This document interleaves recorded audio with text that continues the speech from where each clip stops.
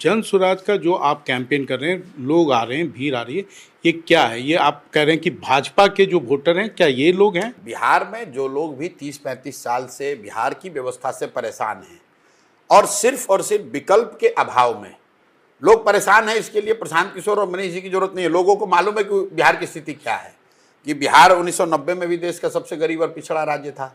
2005 में भी नीतीश कुमार जब मुख्यमंत्री बने तो भी सबसे गरीब और पिछड़ा राज्य था, और आज भी बिहार देश का सबसे गरीब और पिछड़ा ही राज्य है। तो लोगों को ये पता है, लोगों को यहाँ के भ्रष्टाचार का, लोगों की परेशानियों का, शिक्षा ध्वस्त शिक्षा व्यवस्था का, बेरोजगारी का, सबको मालूम है।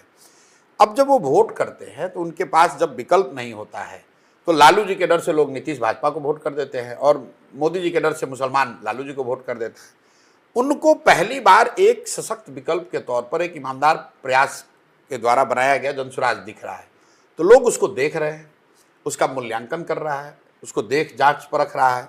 हम ये नहीं कह रहे हैं कि जितने लोग जनसुराज के बारे में बात कर रहे हैं या जिसको परख रहे हैं वो सब जनसुराज का समर्थक है, लेकिन बिहार का एक बहुत बड़ा वर्ग जो बदलाव चाहता है वो जनसुराज को एक विकल्प के तौर पर देख रहा है, और उसमें से बड़ी संख्या में लोग जनसुराज की ओर जुड़ भी रहे हैं।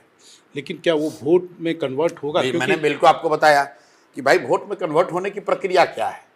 पहले लोग विकल्प के तौर पर आपको देखें, फिर उसकी चर्चा करें, फिर उसके बाद ये तय करें कि वोट देना है कि नहीं। सीक्वेंस तो यही होगा ना। तो सीक्वेंस में पहला वाला तो टिक है, भाई पूरे बिहार में लोग जनसुराज की चर्चा एक ऑल्टरनेट के तौर पर कर रहे हैं।